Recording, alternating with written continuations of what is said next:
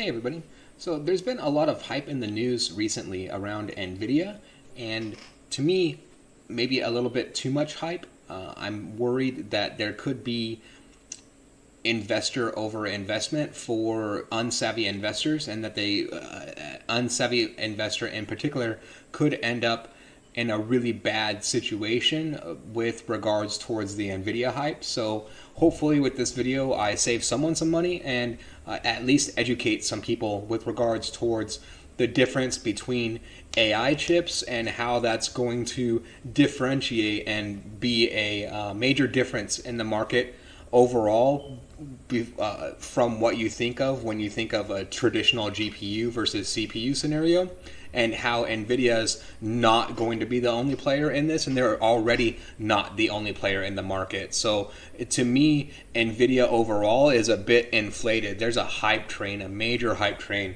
going on around Nvidia right now, and people could end up on the bottom of it. So let me just break this down for you. So on a simplistic level, there's a difference between a CPU and a GPU, and NVIDIA does a good job of laying this out. And so with the CPU, you can see that traditionally it's a this is a 4-core GPU, a CPU. You can have 8 cores is what we're up to, but that's generally what you're talking about, and each one is independent of each other.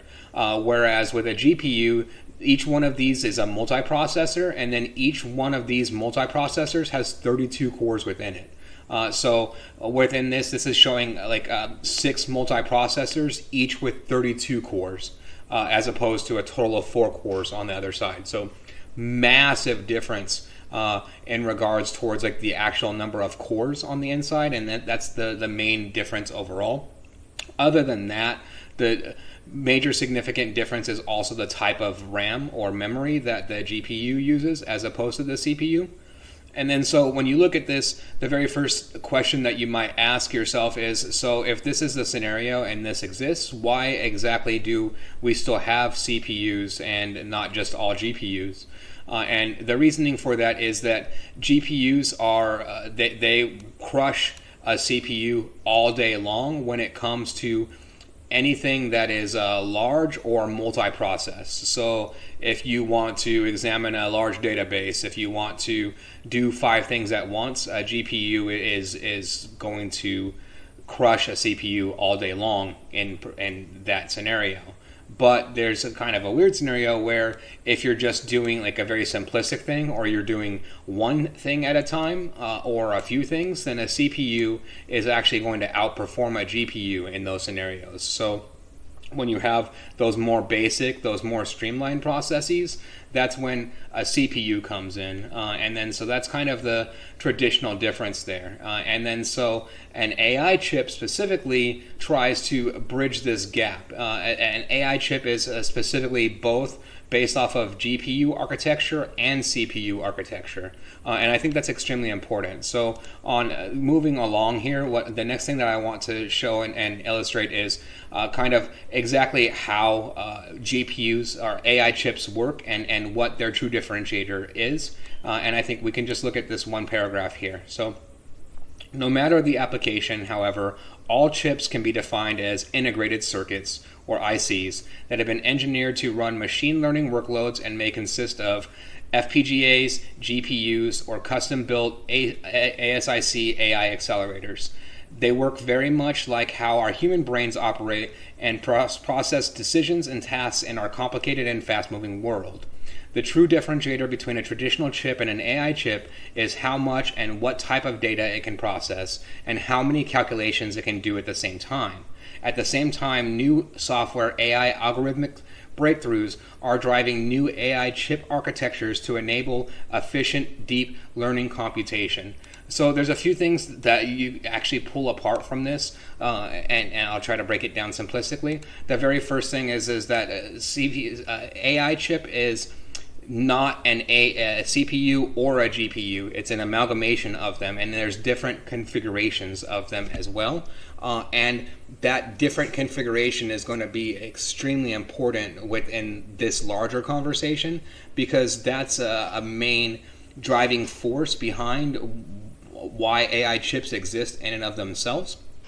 is because you need a chipset that can handle different things based off of different scenarios. Sometimes you want a chipset that's going to lean more heavily towards that single process architecture, whereas in other processes you want a chipset that's going to maximize and go full bore into that multi-process architecture. And then so what AI chips attempt to do overall is be that gap, essentially, be a completely different type of chip, which is why they're labeled as AI chips. So with that being said, what exactly does an AI chip look like? And I think that this is a very good illustration of it. So essentially, you have what would, in the silicon die here, what you would think of as your like traditional processor. And then you can also see that you have 3D memory that's coming up. And then so just highlighting it as well, I think that this is something that people are overlooking within this, is that so while like the silicon die and the GPU portion of a AI chip is important to it, and NVIDIA is making a lot of margin right now on it, the memory portion of these AI chips is a lot more substantial. And so to me, any sort of savvy investor would be served a lot better to look towards the 3D memory, specifically HBM memory, and go towards the manufacturers of the memory itself as opposed to the chip manufacturers. So this is just one example of what an AI chip looks like overall. And then on this next slide, that image that I have open here, what I want to illustrate is that there's a significant difference in design even within AI chips themselves. So it's probably very hard to break down what we're looking at here. On the left, there's one type of AI chip and designed for one specific process. On the right, there is another type of AI chip that's designed for another type of process. And my hope, and I think my vision with this, is that even if you don't know exactly what we're looking at here, you can very clearly just see by looking at these diagrams that the architecture of these two chips are very different, vastly different. They do different things, they require different resources, they have different strengths and weaknesses overall.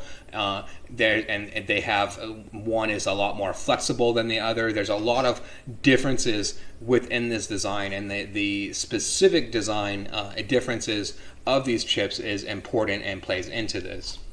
So within this next thing, what I want to show here is that this is a list of all of the players that are currently in this AI chip game. And then so you can see NVIDIA is the first player. So they're the first to market within this. But this is essentially, what this is showing is 13 companies right now. And it's all of the big players, not just NVIDIA. So it's NVIDIA, Intel, IBM, Microsoft, Google, name a company.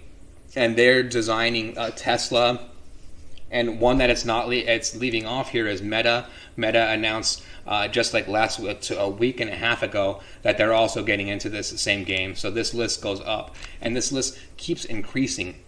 And this is the like pertinent arm. The pertinent part of the video that I want to focus on overall is that as this technology develops, I don't think it's going to be monopolized in the same way that GPU and CPU processing are. You're not going to end up with just AMD and NVIDIA, or you're not just going to end up with pretty much just Intel or AMD.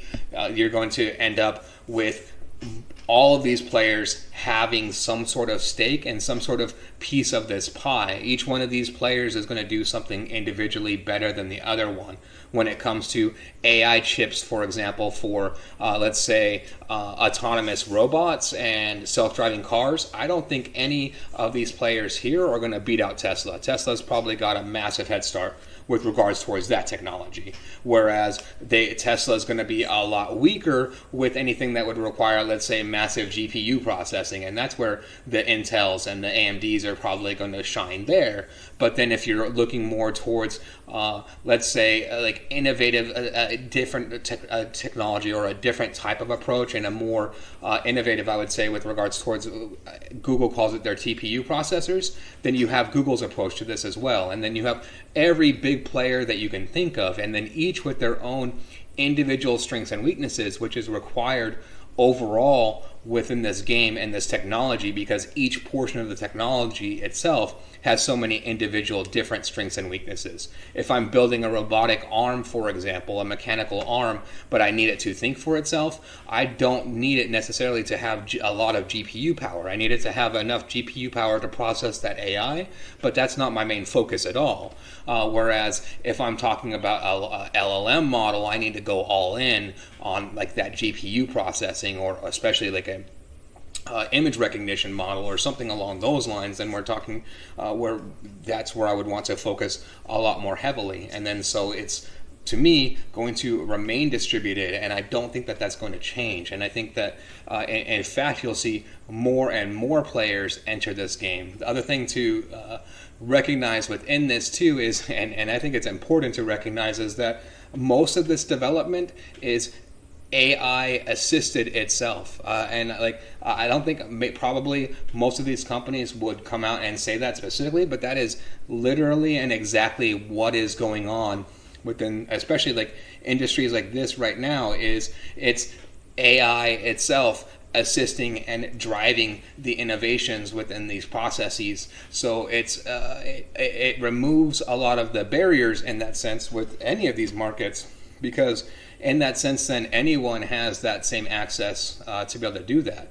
And then to me, that's the beauty overall of this market. And then what you're seeing is a removal of those barriers, because if the barrier is relying on AI to help propel you forward, then that's not a unique advantage. And thus, that's why everyone is in the position now where they don't have a moat. And then so, but ending it, I think the worst thing that you can do within this particular market and with this particular technology, and especially how it's progressing right now, is assume that there's going to be a monopolistic giant, and assume that that monopolistic giant is going to be the first one that dives into it. I think that, so for me personally, I would stay away from the way overinflated price that NVIDIA is carrying right now. And I think that, again, people are going to understand these things and come to understand these things one way or another, and then it often tends to be when the financial markets realize it. So hopefully you guys realize it soon. If you like this type of content, please like and subscribe.